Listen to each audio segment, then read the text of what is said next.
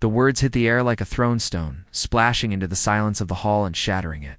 "Well, call me a Navy SEAL," he sneered, voice loud enough for everyone to hear. "You think you belong here? Just a girl playing soldier?" She felt the blood rush to her face. Her hands tightened into fists. The room was filled with 550 SEALs, all of them watching. She could hear the murmurs, the whispers, the tiny shifting of bodies as they waited to see what she would do. And for a moment, she wondered if she would finally break. Before I tell you what happened next, tell me in the comments where you were watching from. I love knowing who's listening. The air was heavy, thick with sweat and tension. The fluorescent lights hummed overhead, casting a harsh glare on the polished floor. She could feel the weight of every gaze on her, like 1,000 invisible hands pushing her down. Her heart thudded in her chest, a steady reminder of the fear she tried to hide. She wasn't supposed to be here. Not really. Not in their world. Not among the men who had been shaped by a lifetime of doubt and discipline. She had earned her place, but the truth was that every day she still felt like an outsider. Every day she had to prove she belonged, not just to others, but to herself. And yet, she had never backed down from a challenge. She took a slow breath, feeling the air fill her lungs. And she watched him, the man who had just insulted her, smirking as if he had already won. His confidence was a mask. She could see it in the way his eyes flicked around the room, seeking approval. He wanted the crowd to laugh. He wanted them to feel superior. He wanted her to be small. The room stayed quiet, too quiet. Her mind flashed back to the first time she had walked into a SEAL facility. The doubt, the whispered jokes, the way people looked at her like she was a mistake.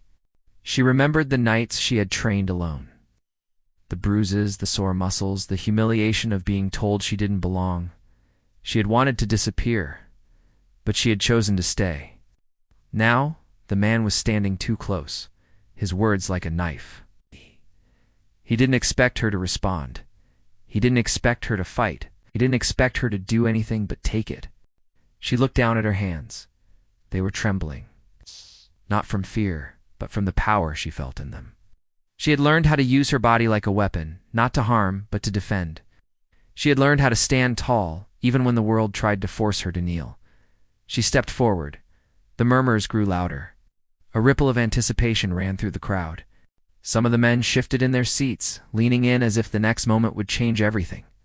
She raised her hand, not to strike, but to stop him. To show him she wasn't a threat. To show him she was in control.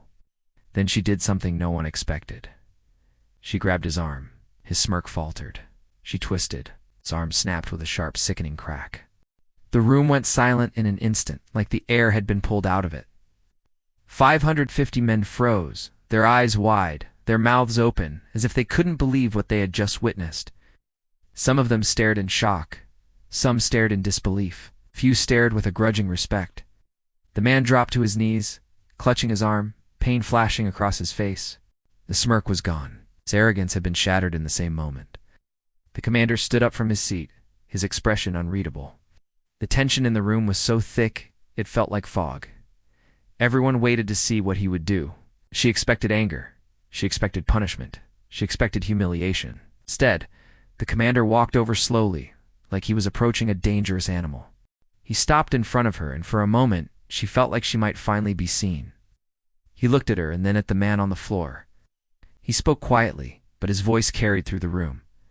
"Pain is not proof of weakness," he said. "Strength is not proof of cruelty." A hush fell over the crowd.